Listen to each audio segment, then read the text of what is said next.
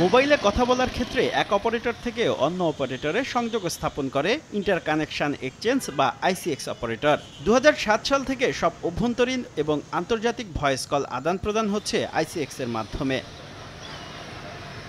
বর্তমানে মোবাইলে কথা বলায় প্রতি মিনিট ৪৫ পয়সা থেকে সর্বোচ্চ ২ টাকা পর্যন্ত খরচ হয়, যেখানে প্রতি মিনিট অফ নেট কলে ৪ পয়সা পায় আইসিএক্স অপারেটর। এর মধ্যে রাজস্ব ভাগাভাগি বাবদ ২ পয়সা পায় বিটিআরসি।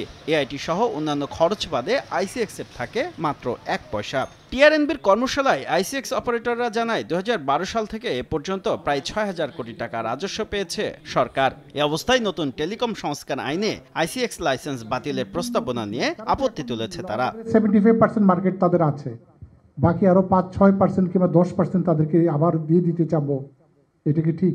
স্ট্রেট ৩০০ কোটি টাকা করে বছরে হারাবে, হ্যাঁ, আর তার পরিবর্তে সরকার আসলে পাবে অনলি ১৬ কোটি বা ১৭ কোটি টাকা ফ্রম এমএনও এই সেম জিনিসটার জন্য। কর্মশালায় জানানো হয় ভয়েস কলের পাশাপাশি ২০২৪ সালের জুলাই থেকে আইসিএক্স এর মাধ্যমে এসএমএস আদান প্রদানও শুরু হয়েছে। মাসে প্রায় ১০০ কোটি এসএমএস আদান প্রদান হয়, অথচ সে অনুপাতে মোবাইল অপারেটরদের কাছ থেকে অর্থ পাচ্ছে না আইসিএক্স প্রতিষ্ঠান। বোথ ডোমেস্টিক এবং ইন্টারন্যাশনাল এসএমএস যদি আইসিএক্স এর থ্রুতে যায়, তাহলে সরকার একটা ৮৫ কোটি টাকার মতো বাৎসরিক রেভিনিউ পাবে।